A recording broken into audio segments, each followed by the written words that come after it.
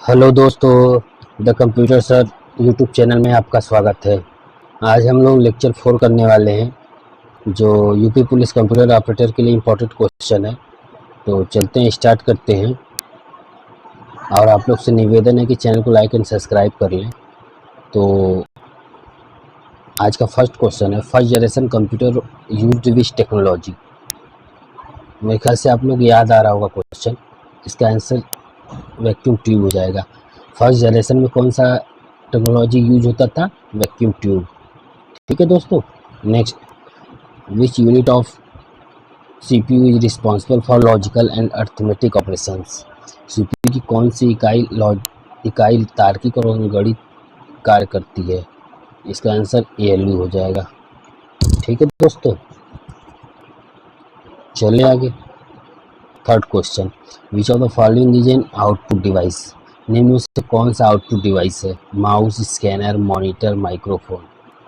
Output device आपका monitor हो जाएगा।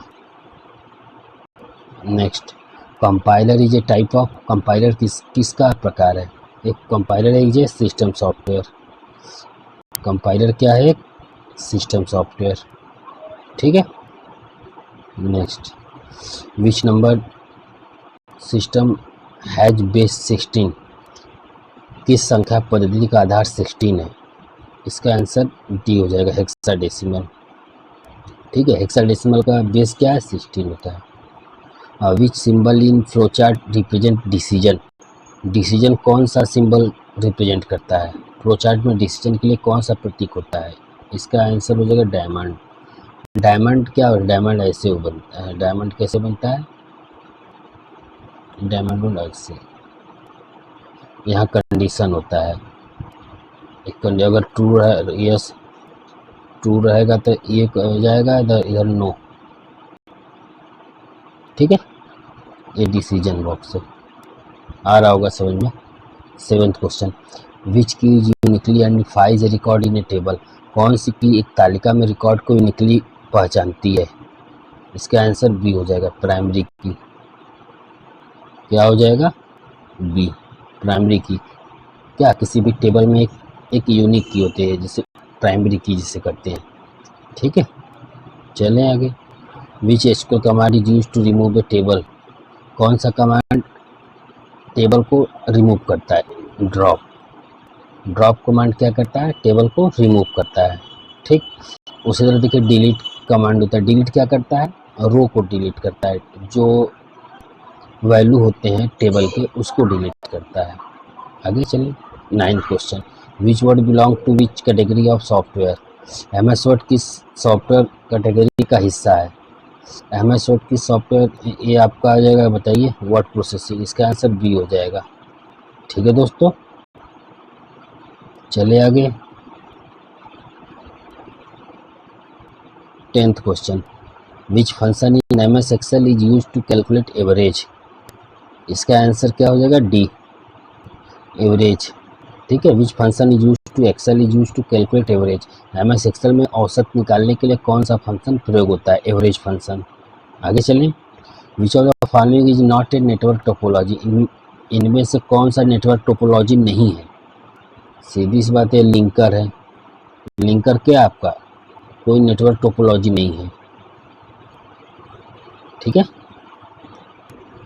आगे चलें।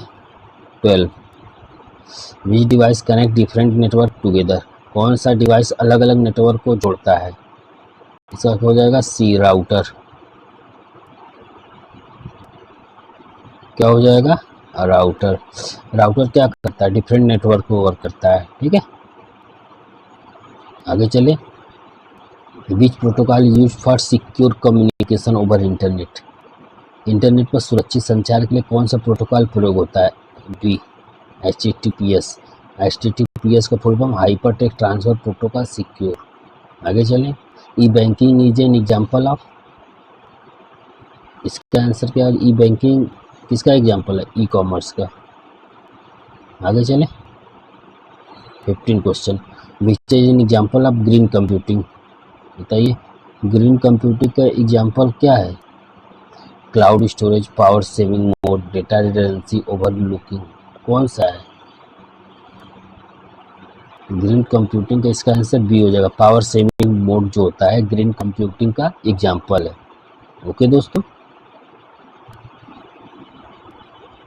16 which tag is used in HTML to display image. ये HTML में इमेज दिखाने के लिए कौन सा टैग यूज होता है? IMG SRC होगा। IMG इसका आंसर बी हो जाएगा। ठीक है दोस्तों। Which law Boolean algebra states A+A = A। कौन सा नियम बूलियन अलजेब्रा का कौन सा नियम बताता है A+A = A? बताइए।